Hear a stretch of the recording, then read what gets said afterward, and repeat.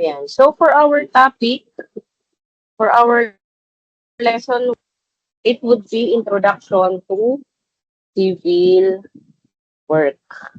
Ayan. So, this would be our topic. Kung ano ba ang civil work na pinaka-general na subject natin na madidiscuss ngayong time na to. So, it is 4 o'clock na kasado.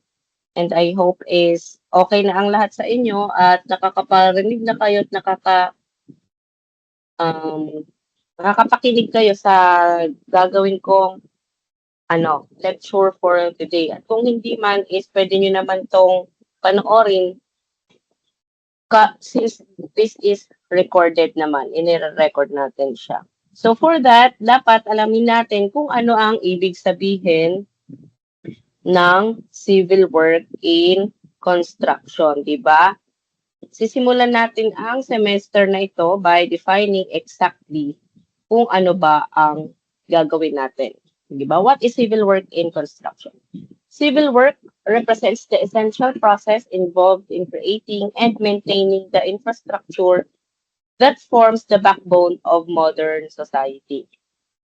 From roads and bridges to buildings and dams, civil construction encompasses all tasks required to complete a project from initial site preparation to the final functional structure. Okay? Pag sinabing civil works, ito yung kabuuan ng construction project. Okay? Hindi lang tayo nagbubuhos ng semento dito. Okay? Pag sinabing civil works. From the moment na damo at lupa pa lang ang site, hanggang sa maitayo yung building o kung baga tulay, civil works ang tawag dyan. Okay? So, often referred to as turnkey construction, this comprehensive approach offers significant advantages to customers by eliminating the need to coordinate multiple individual contractors. The scope spans everything from surveying and excavation to concrete work, masonry, and utilities installation. So sa industry natin, napakadalas nating maririnig yung term na turnkey construction, di ba? Ano bang ibig sabihin ng turnkey construction? May idea ba kayo, class? Pag sinabing turnkey construction, so mag-recitation lang tayo. So do you have any idea kung ano ang turnkey construction? So ibig sabihin nito, isang kontraktor lang ang bahala sa lahat. Okay? Pag sinabing turnkey construction. Sila na sa design, sa preparation, sa erection ng facility, finishing, at pati sa utilities. Question class, bakit kaya ito mas gusto ng mga kliyente? Ano sa tingin niyo? Bakit gusto ng mga kliyente is isa na lang ang mag-aasikaso ng lahat? Sige. Oliver, do you have any idea? Ano sa tingin mo? Bakit yun ang gusto nila? Oliver. Okay, sige. Flores.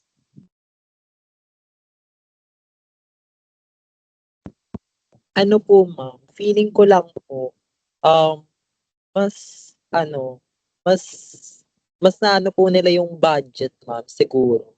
'Pag isa lang po yung contractor, mas naaano nila yung gagastusin nila. Okay, so tama. Pwede? Oo, pasok yun. Sige, si Oliver kanina nagtaas. Oliver Bakota. Opo, ma'am, para hindi po magulo, ma'am. Kapag isa lang po kasi yung humahawak, ma'am, parang ano, ma'am, walang, wala po manggugulo, ma'am, ganun po. Kasi isa lang po yun. Sensya na po yun. Tama. Hindi ko marinig, ma'am, eh. Okay lang. So, sino pa? Sabina, kanina nagtaas ka ng kamay. Mas mabilis po, tas mas less yung stress kasi hindi na po kailangan kumausap ng marami pong tao. Okay. So, tama. Tama naman yung mga sinabi ninyo lahat. So, isang idea lang po magagamit. So, mas magiging maayos po ang flow, sabi ni Mary Grace. Ayan. So, tama kayong lahat doon. So, imagine natin, di ba, kung kayo ang owner, gusto nyo ba na iba-iba ang kakausapin nyo sa paggawa ng bahay ninyo? Kunyari, iba yung binigyan nyo ng kontrata sa paghuhukay, iba naman yung sa pagbubuhos, sa pagro-roofing, at sa mga electrical works, di ba? So, ubos ang oras natin kapag isa-isa pa yung binigyan ninyo ng, I mean, kumuha pa kayo ng iba't ibang klaseng contractor. So, sa turnkey, isahang usap lang, di ba? Isang contractor lang. Susi na lang ang ibibigay sa isang owner. Literal na turn the key. Okay? Literal na turn the key ang ibig sabihin para mabuksan at magamit yung structure. Bilang future na technologies kayo pagdating ng araw, you will often find yourselves na managing parts of this massive turnkey project. Okay. So, yung karaniwang ginagawa kasi niya ng contractor, sila na bahala kumuha ng subcontractor nila. Pero ang kakausapin ng isang client ay yung contractor lang. So, siya nakukuha ng RT, ng civil engineer na ma-manage on-site and yung magde-design din. So, isahang usap na lang and then yung mga electrical work. So, pagdating ng araw na tapos na yung bahay, ito turn niya na yung key sa owner. Kaya yun yung ibig sabihin ng turnkey construction. Ibig sabihin, pwede na niyang matirhan yung bahay na yun. Kaya kung mapapansin ninyo, yung mga contractor, di ba, based nga sa mga news ngayon, di ba, yung may mga issues about sa mga contractor na nangungurakot, di ba? Dahil sobrang laki talaga nakita ng isang contractor dahil sa kanya lahat ang mga works na yan.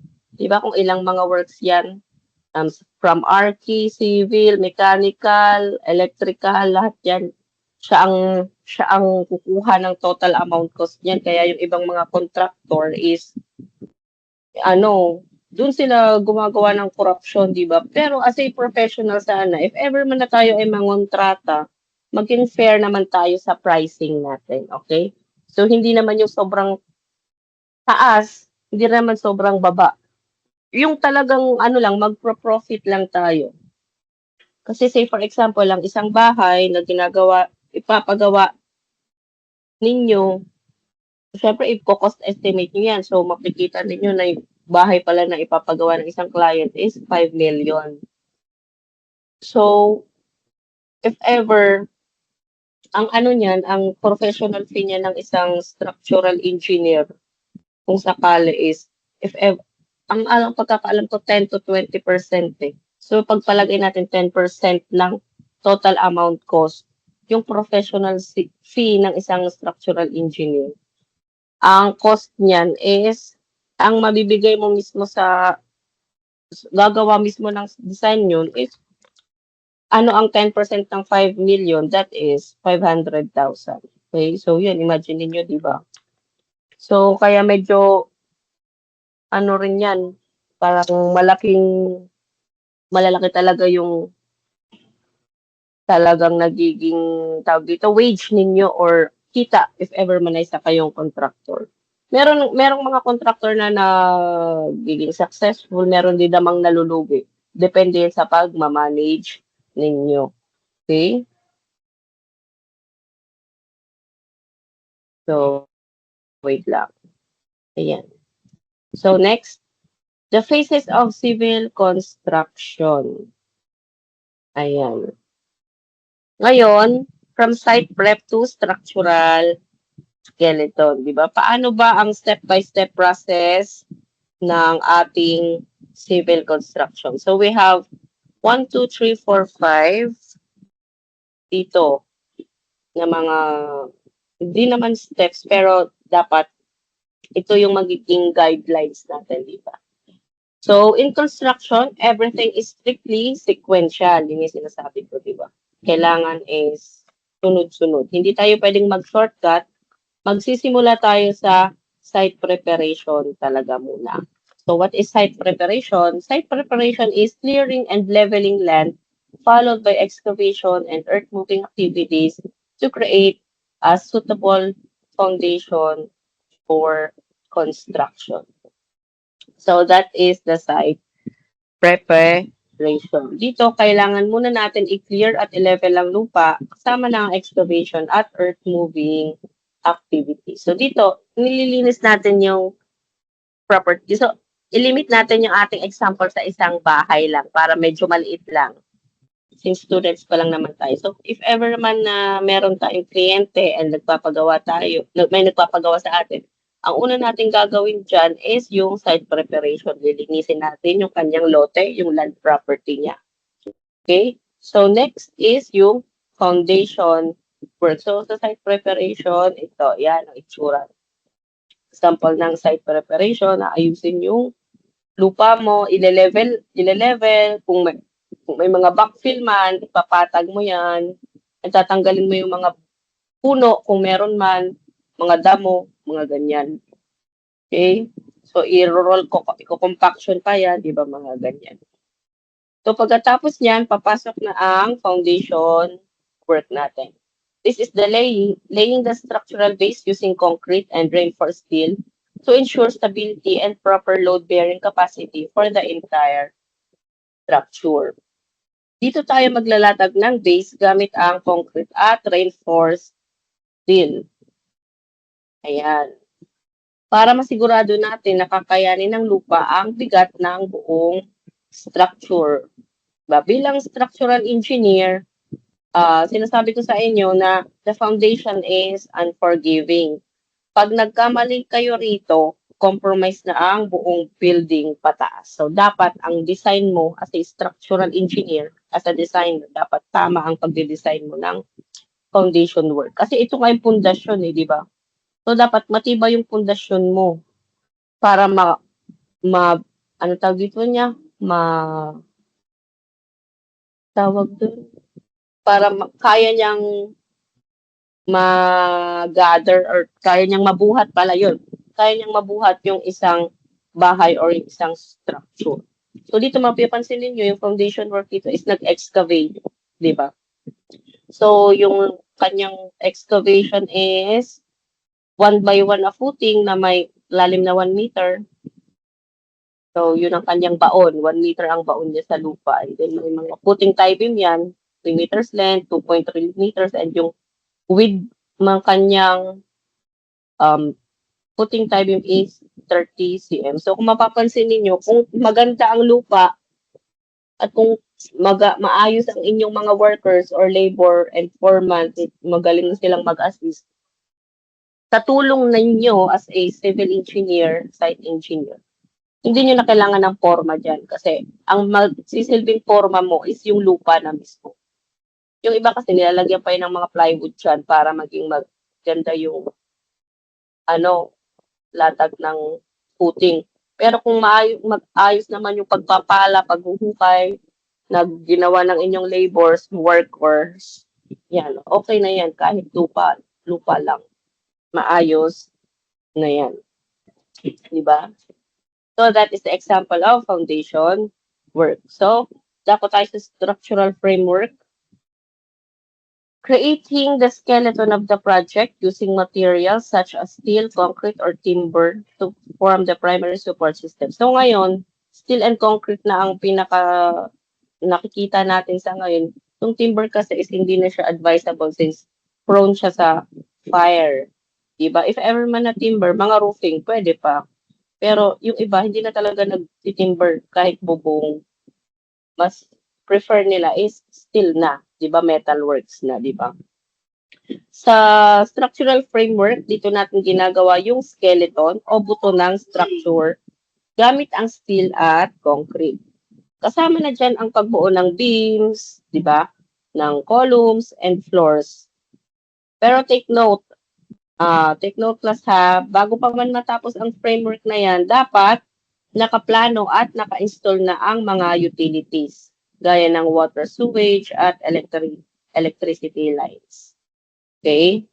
So, dito sa structural frameworks na to, diyan pumapasok yung mga core components or yung main structural member ng isang structure. Yung mga primary members nun, which is yung mga beam, columns, slab or floor, and foundation, di ba?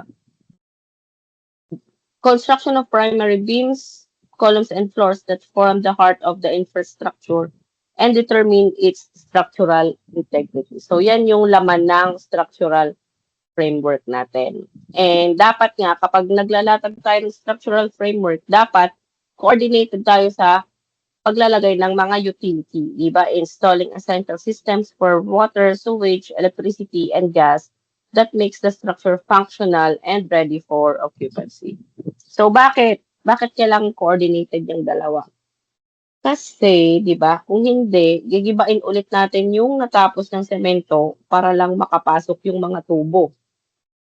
So, hindi magandang gawin yon. So, dapat coordinated yan. Kunyari, naglalatag ka ng slab, nagbubuhos ka ng slab, and then ng poste, dapat yung foreman, alam din yan, sasabihan din ng, as a civil engineer kayo, sasabihan niyo yung foreman na, foreman na coordinate mo na ba yan sa ating electrician na once na magbubuhos tayo, dapat naglalatag na din sila ng before tayo magbuhos, dapat naglatag na sila ng mga electrical wires para sa kuryente, di ba?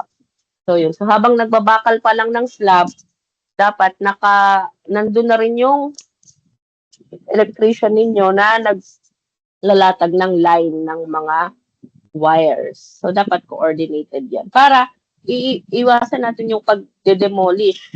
Katulad niya, kunyari, nakapaggawa ka na ng pader, hindi pa pala nalagyan ng linya ng kuryente, di magbabakpak ka na naman ng pader para lang ma-splice mo or ma-flatten mo yung ma-fasten mo yung line wires para hindi kita sa pader, diba? So, yung mga ganong eksena. So, dapat coordinated siya.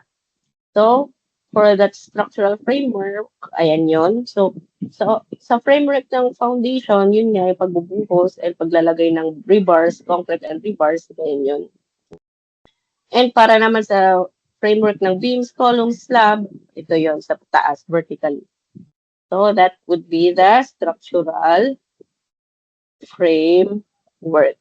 Okay? So, dako naman tayo dito sa 5 branches of civil engineering works. Okay? Civil engineering is a massive field, kaya hinahati-hati natin siya into 5 major branches. And what are these branches? The specialization within the industry, it is the construction engineering and management, geotechnical engineering, structural engineering, transportation engineering, water engineering. Okay? So, una, construction and management engineering.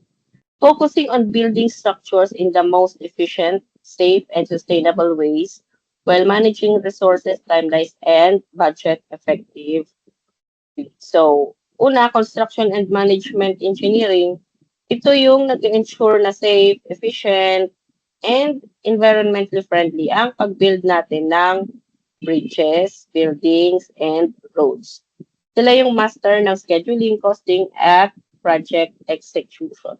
So, pag sinabing project execution, dyan pumapasok yung mga project engineer, site engineer, construction engineer on-site. Diba? So, sila ang mga engineers na kausap palagi ng mga laborers, ng foreman, ng manworks. So, sila sa construction site, sila ang bahala dyan. Pangalawa naman yung geotechnical engineering, di ba? Understanding how a project interacts with the ground, specifically for tunnels, bridges, and railways, ensuring stability through soil analysis. Okay? So, second is yung geotechnical. Think about underground. Ibig sabihin kapag geotechnical engineering, think underground. Sila yung nag-aaral kung paano magre-react yung iba't ibang klase ng lupa sa bigat ng itatayo ng structure, di ba? Importante, lalo na pag gumagawa tayo ng malalaking tunnels or naglalagay tayo ng pundasyon para sa mga tulay or malalaking infrastructures. Okay? So, for geotechnical engineering, sila yung underground, sila yung sa may putik. So, limit natin again sa residential or sa pagkunyal sa paggawa ng bahay. So, if your house is a bungalow or one-story lang or two-story, hindi siya nire-require na magpa-soil test ka, soil test report ka para makuha mo. What is soil test report muna? Soil test report is needed and ginagawa yun ng mga geotechnical engineers para malaman yung properties ng soil. Okay? Malalaman nyo yung property ng soil, kung anong kind ng soil siya, para makuha mo yung soil bearing capacity. And what is the soil bearing capacity? That is needed para sa design. Needed ko yon as a structural engineer para magawa ko yung footing, design ng footing. Okay? Para malaman ko kung gaano kalaki yung footing na ilalagay ko, kung gaano kapal at ilan ng bakal, kasi depende sa lambot ng lupa. Okay? So yun nga, pag sinasabi one story or two story, hindi na needed ng soil test report. So minsan, yung ibang clients is meron na or minsan hindi sila nagpapagawa. So, as an engineer, sa aking part ay nag-a-assume ako niyan if ever. Ang standard dyan is 144 kPa para sa magandang klaseng lupa. Pero if ever man na ang bahay na ipapatayo is 3 floors and up, yan, needed na yan ng soil test report. So, kailangan mo na si owner sabihan na, Sir, ma'am, kailangan na po natin ng soil test report yan para accurate yung makukuha natin soil bearing capacity. Okay, so sasabihin nun na wala po kaming budget, paano yan? Ay, hindi po pwede kasi, hindi siya pwedeng tawag dito, assume lang. Malay mo, inassume mo, 150 kPa yung soil bearing capacity dun, pero yung totoo pala, malambot yung lupa dun. 100 lang pala. O, edi, iba nga sabi natin yung foundation work is dapat, siya, talagang matibay ang foundation mo para mabuhat niya yung structure. Kasi once na palpak ka dyan, mas mahirap, mas masakit sa ulo. I-retrofit yan, di ba? Dahil nasa ilalim yan ng lupa eh. Kaya mahirap siyang i-retrofit. So, ayun, yun yung mga works ng mga geotechnical engineer underground. Next is structural engineer. Pangatlo yun. Analyzing and designing bridges, towers, and dams to ensure they are safe, economical, and aesthetically pleasing while meeting all structural requirements. So anything that is made that should be designed is made by a structural engineer. Hindi lang bridges, towers. Syempre may mga buildings din dyan. Diba? Mga vertical. So what are the structures na kayang gawin ng mga structural engineers? Mga engineering. That is the vertical structures and horizontal structures. Wait lang, class, ang ingay ng anak ko. Ayan, sorry, class. So, nasa na tayo? So, what are vertical structure and horizontal structure? Pag sinabing vertical structure, yun yung mga structure na ginawa or kinonstruct vertically. So, what is that? Pag sinabing vertical, yun yung mga bahay, houses, towers, yan, pataas, patayo, buildings, di ba? May hospital, lahat ng mga pataas. Pag sinabi namang mga horizontal structures, that is constructed horizontally or designed horizontally. Yun, doon naman papasok yung mga bridges, yan, mga dams, train, railways, roads, yan, mga airport, roads, kung anong tawag dito yung pinag-aanuhan ng airport. Yan yung mga horizontal structures, di ba? Ito mismo yung field ko. trabaho natin dito is analyzing and designing structures para masiguradong safe, okay? Sustainable, economical, and pleasing to the eye. As a structural engineer, we use heavy math and physics para malaman kung kaya pa ba ng structure i-take yung loads at kung magiging stable ba ito throughout its service life. So, as a structural engineer, kapag pipirma ka, you are liable in that building, on that building for 15 years. So, once na pumirma ka dyan, liable ka dyan sa pinirmahan mo ng 15 years. So, yan, kapag yan mag-iba, cargo mo yan. So, pwedeng forfeit ang iyong license kung yan ay mag-iba. Not unless napatunayan mo hindi naman sa design ang problema, kundi sa construction. So, dalawa ang pipirma sa building permit kapag civil engineer ka. For site, for construction, and for design. So, yun. So, kung ikaw ang gumawa ng design, structural design, pumirma ka sa structural design. Kung hindi naman ikaw yung project on site na engineer, huwag kang pipirma sa construction, di ba? Kasi hindi naman ikaw yung nagmamando ng tao dun eh. Malay mo kung binago nila yung design mo. Sa design mo, ang iyong column ay 300 by 300 mm ang laki na may 8 na 8 pieces na 16 mm. Pero on-site, nagtipid. Si contractor, nagtipid. Sabi niya, masyadong malaki yung poste. Litan mo, gawin mong 250 lang. By 250, gawin mo lang 6 na pieces na 12 mm. Oh, iniba. Dapat 8 pieces na 16 mm, ginawang 6 pieces na 12 mm. Ako, class, naman napakalaking pagbabago nun sa structural stability ng ng bahay ninyo. Kaya wag na wag kayong pipirma kung hindi naman kayo yung assigned doon. Okay? So sasabihin ng kung sino man nagpapapirma sa inyo, okay na yan. Pirmahan mo na rin yung construction. Kilala ko naman yung yung magbabantay dyan bahala kayo na sa pag-uusapin. Pero kapag ako, ayoko. Kung kilala nyo yung nagpapagawa, o kung hindi nyo naman kilala, sasabihin na, pakikiusap na pirmahan ng construction, ganyan. So, bakit hindi naman yung papirma sa totoo, di ba? Kasi liable ka dun plus eh. So, dapat, kung saan yung forte mo, kung saan yung pinaka-work na ginawa mo, dun ka lang pumirma. So, ayun. So, sa akin, pumipirma lang ako sa design. Kasi hindi naman ako yung assigned sa construction. Not unless, ayun, binibisita ko rin yung site if ever once a month kung gustuhin or kung tawag dito, i-request ng owner na engineer, bisitahin nyo naman yung construction kung tama ba yung yung plano sa actual. So yeah, bibisitahin ko. Check ko kung tama ba yung ginagawa nila or nagkulang na. Ganyan. Tatanungin ko yung foreman kung yung pagbuhos ba nila is tama yung laman ng yung mga ganyan. So dapat coordinated ka din if ever. Okay? So next is transportation engineering. Yun yung pang-apat. The planning and operation of large systems for air, water, road, and railway travel, optimizing flow and safety for efficient transportation network. So makita nyo dito, ito yung nagpaplano ng large transport systems natin.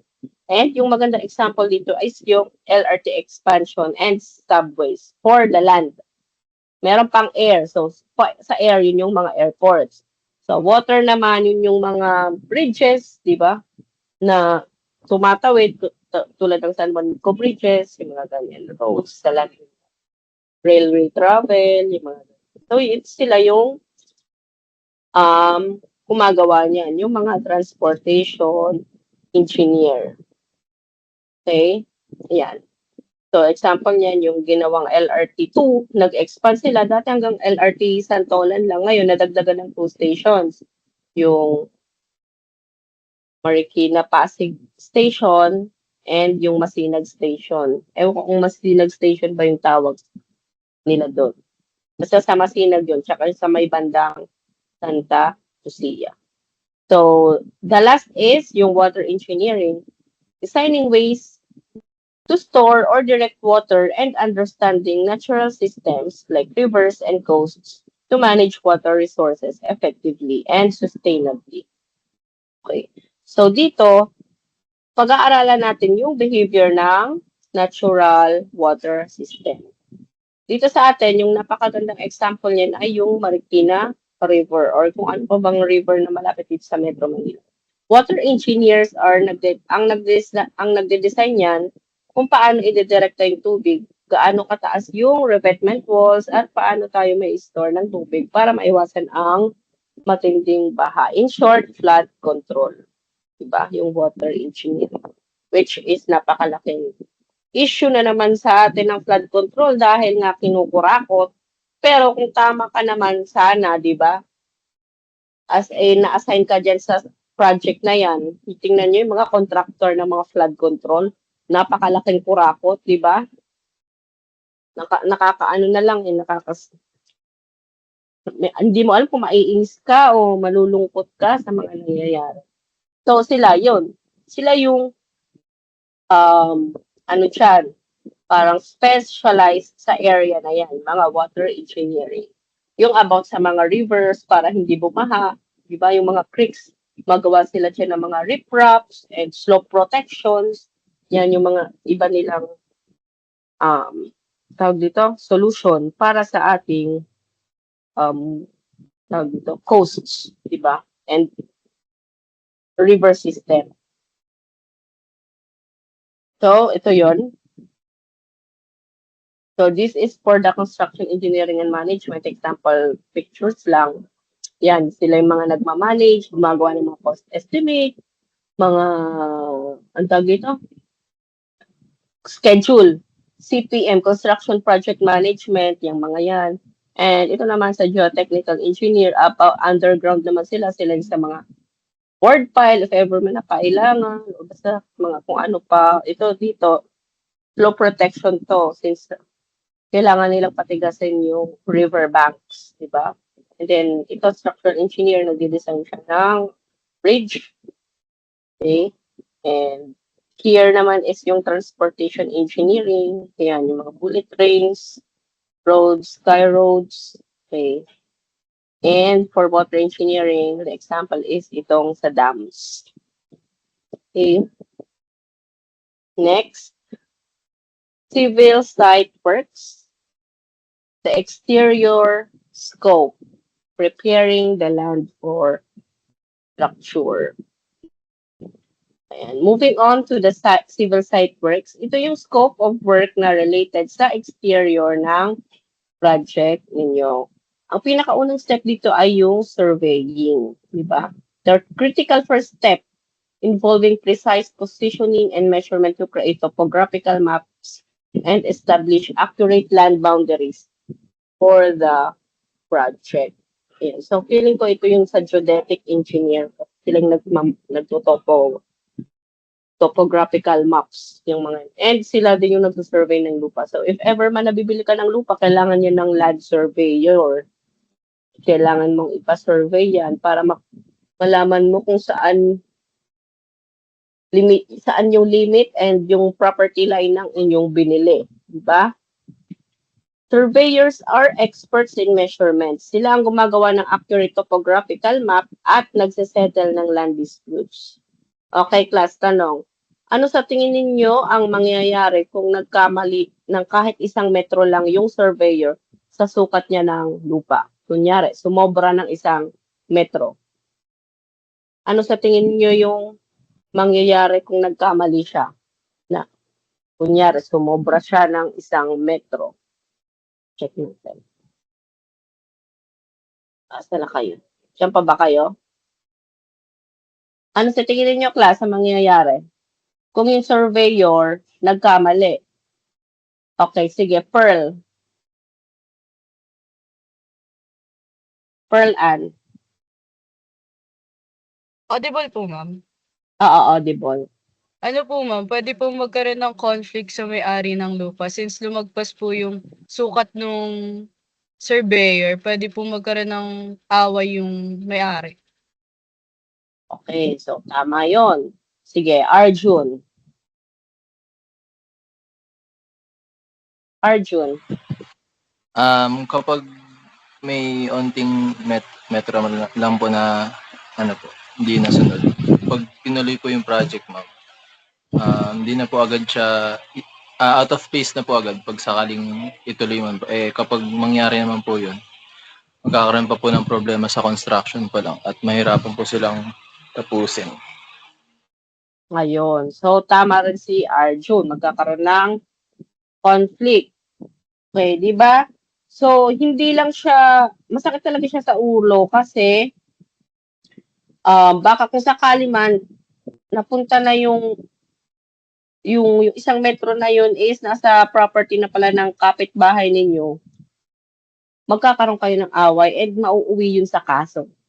Kaso na yun. Okay? And then, if ever man sinabi ni Arjun na nako-construct niya, for demolition yun. Dahil nga, lumagpas ka di ba? So, nag-away na nga kayo ng kapitbahay ninyo.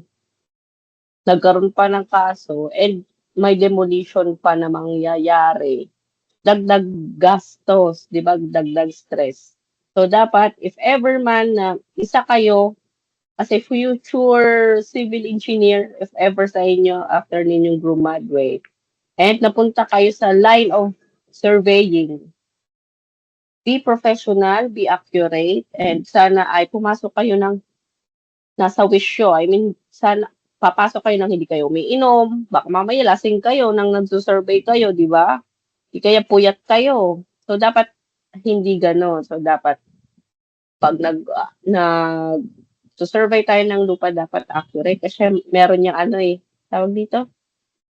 Nilalagyan nyo ng marker, ng muhon. Muhon ang tawag sa atin nun dito sa sa Philippines, muhon or marker tawag.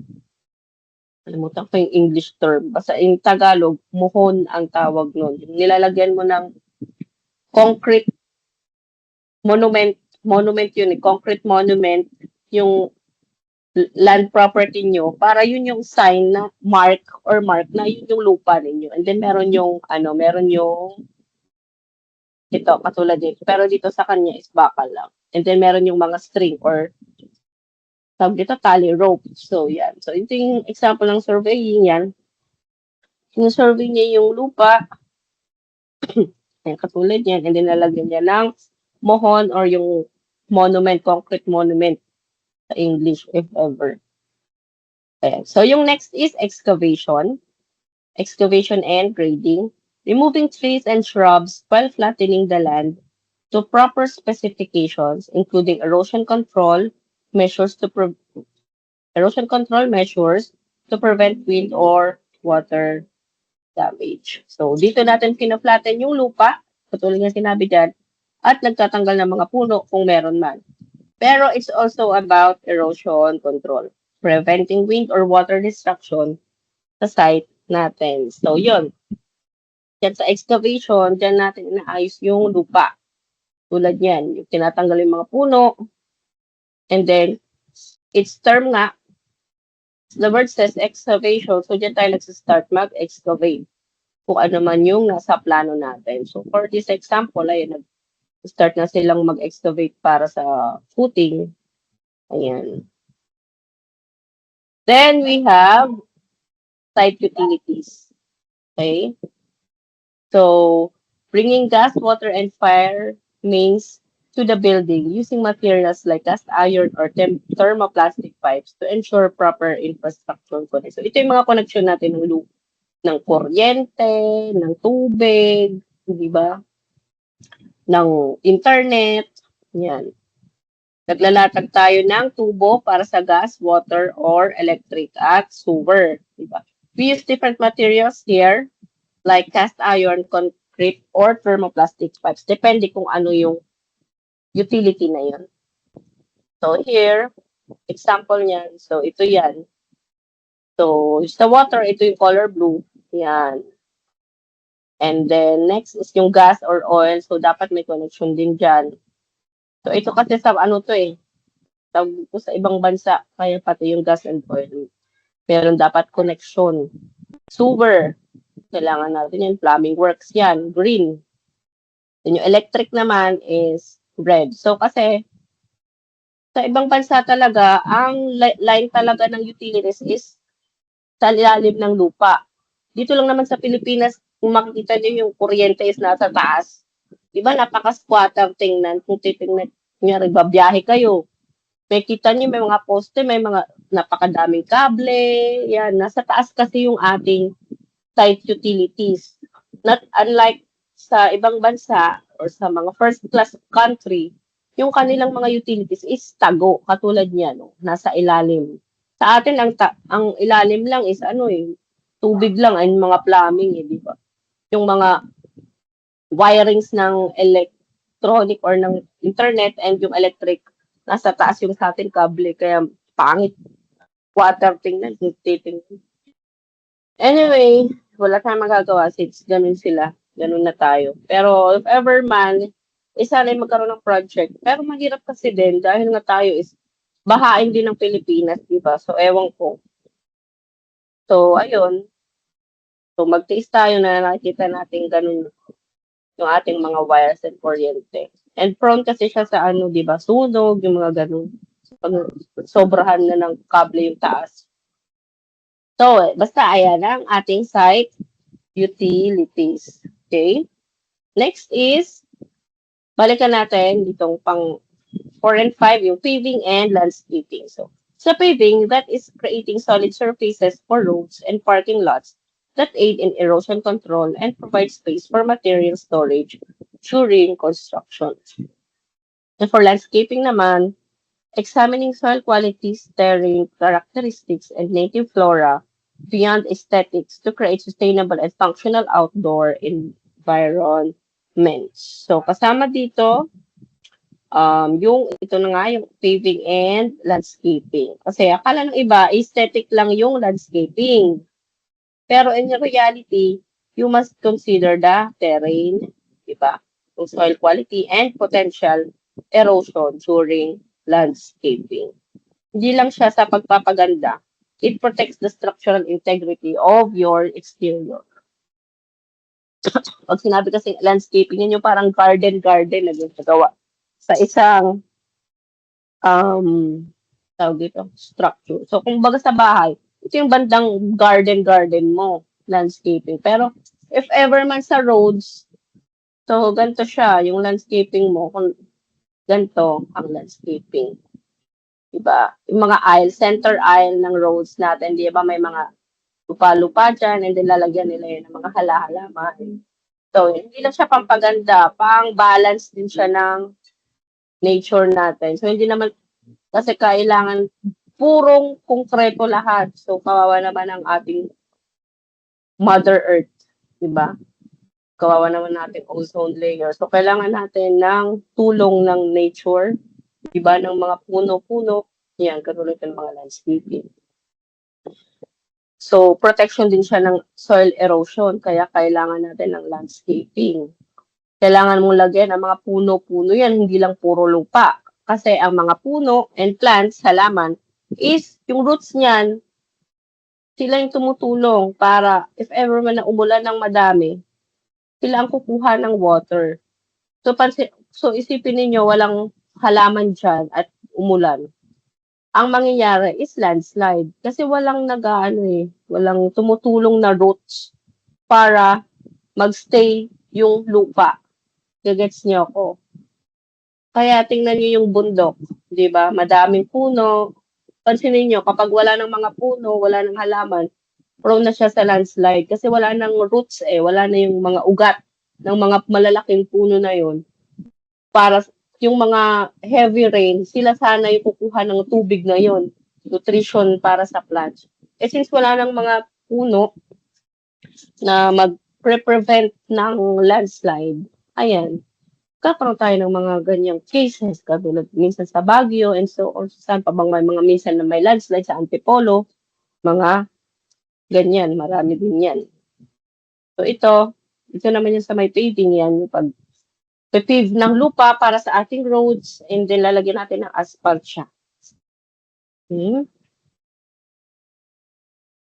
So next is ito, yung cast in place versus precast concrete method in site works. So this is a concrete method, two primary concrete methods in site works.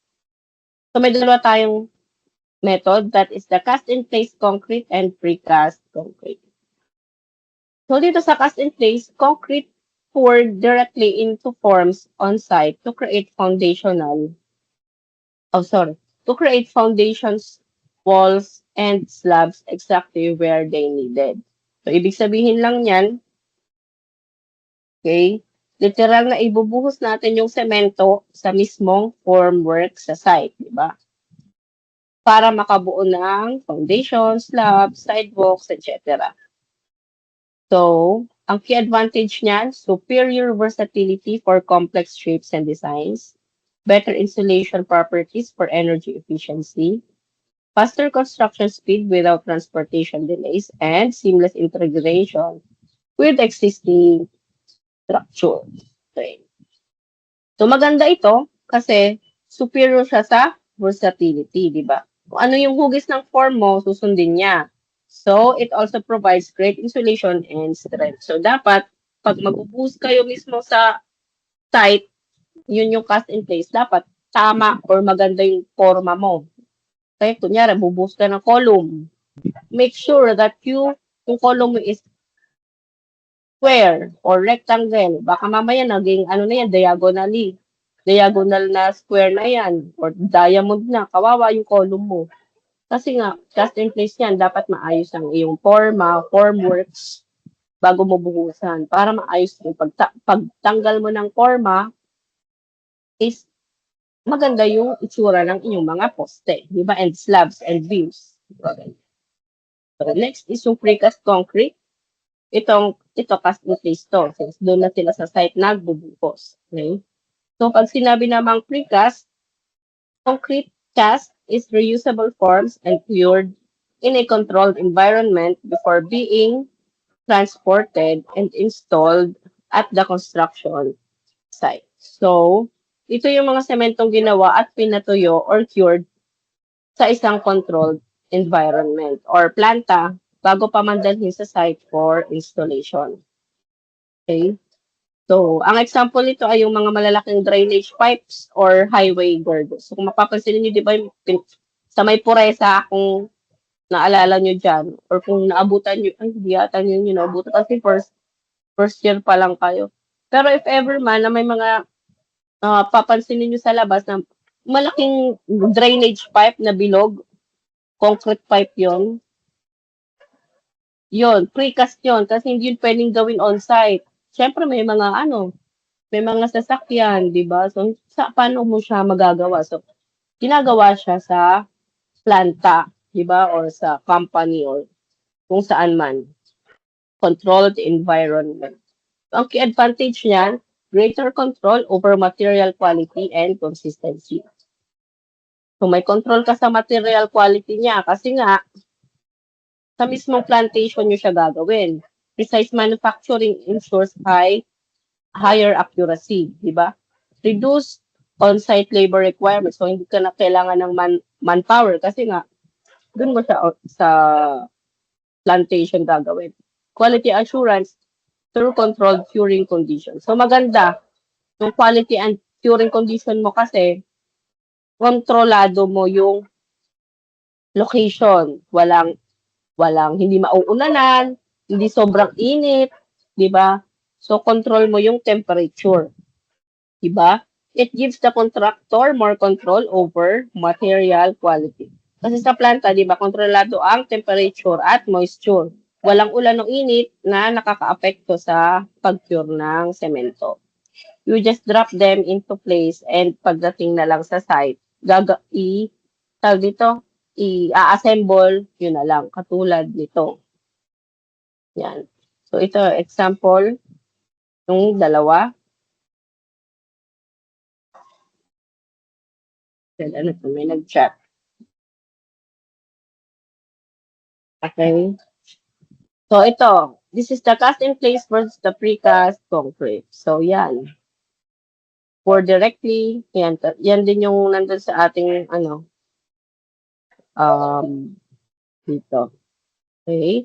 And, so, cast in place, dyan mo siya bubuhusan. And then, pag precast, i-deliver na lang siya on site. Katulad nito, yung mga bahay is yung dito, buhos yung kanilang pader. Kapag ganito class, pag buhos yung kanilang pader, since buhos yung pader, hindi CHB wall, nagiging structural main member yung pader mo. Minsan, hindi ka na kailangan mag-column. Since ninyo, walang column mo. Kasi, mismong pader, nagdadala na ng load. Ita-transfer niya sa footing. Okay? Kasi kapag sa frameworks, tingnan niyo yung frameworks. Dali. Yan. So, ito kasi, di ba, ang framing is, di ba, ayan, columns and beams and slab. So, nakikita nyo, walang CHB kasi ang CHB is non-load bearing yan. Ibig sabihin, hindi siya main structural member. Non-member lang, non-structural member siya. Ibig sabihin, hindi siya nagta-transfer ng load. Ito kasi yung load from slab, from beams, ita-transfer niya sa column, and yung column, ita-transfer niya dito sa footing yung load. Kaya siya yung structural main framework. Pero dito sa nangyari, kapag precast, ay wala nang nangyari. Yan. Dito sa precast, sandali, hanapin natin yung precast.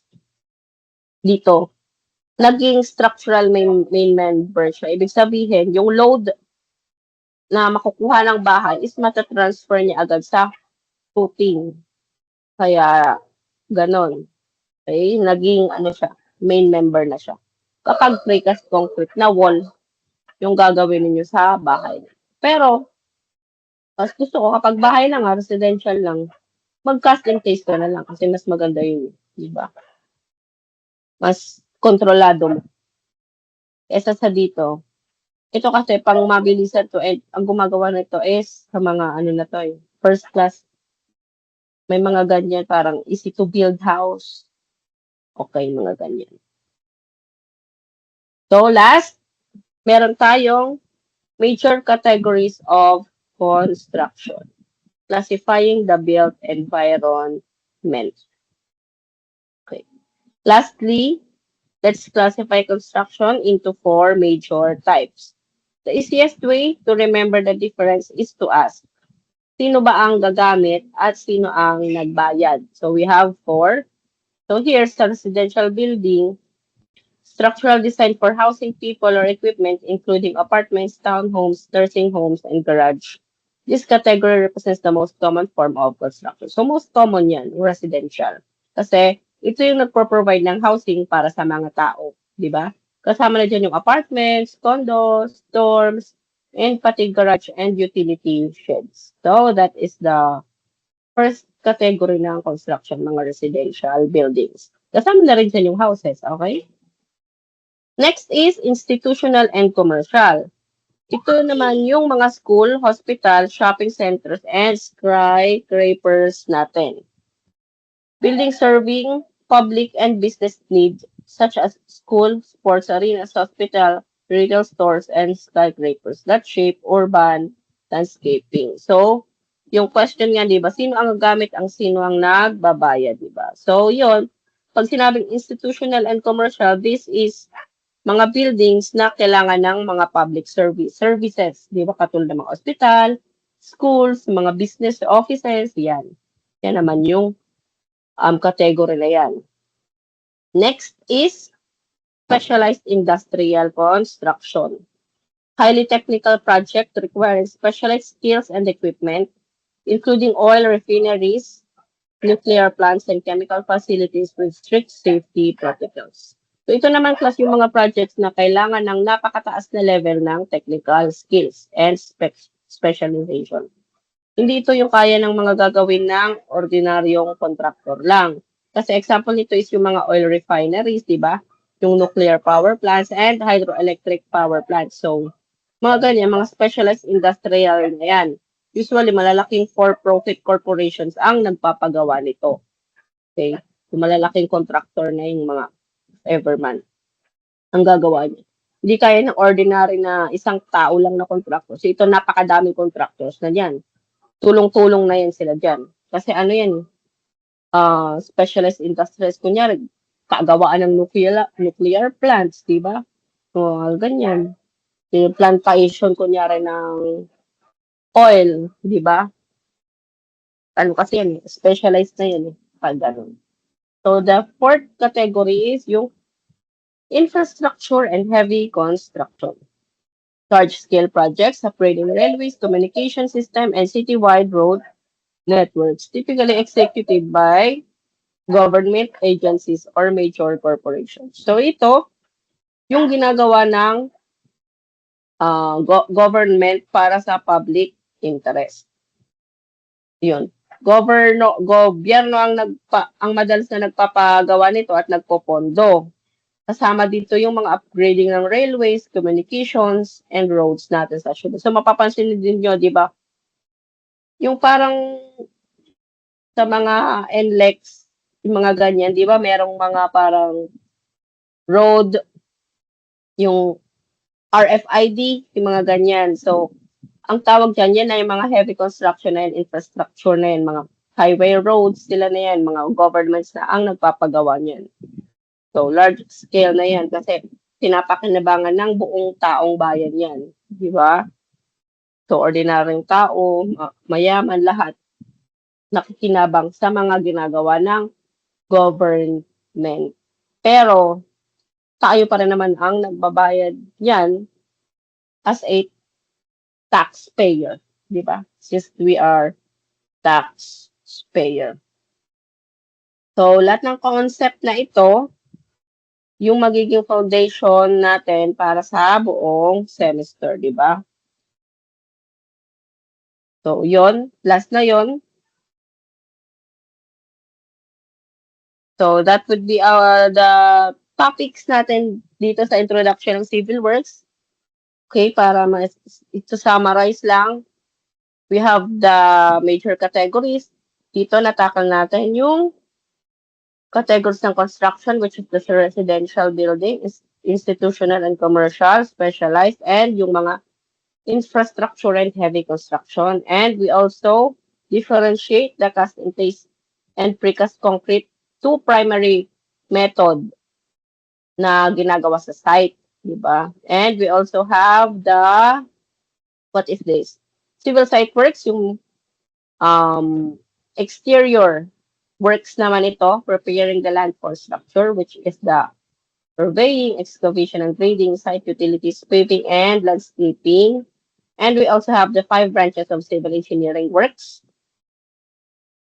That would be the construction and engineering management, geotechnical engineering, structural engineering, transportation engineering, and water engineering. So, papansin ninyo, bilang civil engineer, pag-graduate niyo, ang dami ninyong pwedeng mapuntahan. Okay? Pwede ka mapunta ako, dito ako napunta. So, kayo, pwede kayo mapunta sa site. Pwede kayong mapunta dito, mga Manila Waters, di ba?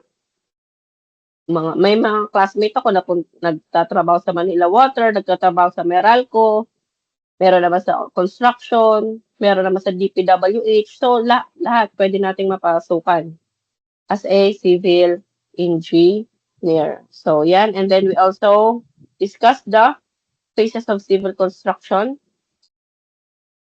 Yan, yung site prep, foundation work, structural framework, core components, utility integration. And we also describe the civil work in construction. So, may question kayo, class? Stop-share ko muna, ha? May questions kayo?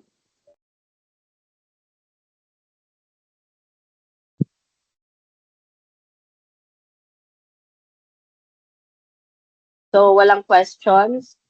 So, ayun, parang may nagpaalam dito, nag-chat si Lera. These are the names of the students na nagpaalam po naman late kasi naabutan ng biyahe. So, itong 15 students na to, nandito naman ngayon, di ba? Sa klase. Okay. So, kung wala, Don't worry kasi inano naman natin ito. Ni-record naman natin siya. Okay? So that would be the first lesson natin for our subject Introduction to Civil Works. Next week ay ano na tayo? Lesson 2 which will be presented by Lesson 2 will be presented by Group 1. Tama? Sila Aguado, Alejo, Alido, Alawigan, Amazona, Andre E. Andres, Artes, Ostre, Bacoto, Badilla. Okay. So, ayun, remind ko lang ulit na yung kung may group leader na kayo sa inyong group is mag-chat sa akin para ma-send ko sa inyo yung inyong topic, ha? Para may reference kayo. Pwede niyo siyang dagdagan. Pwede kayong mag-paste doon sa isa-send ko na topic. Okay?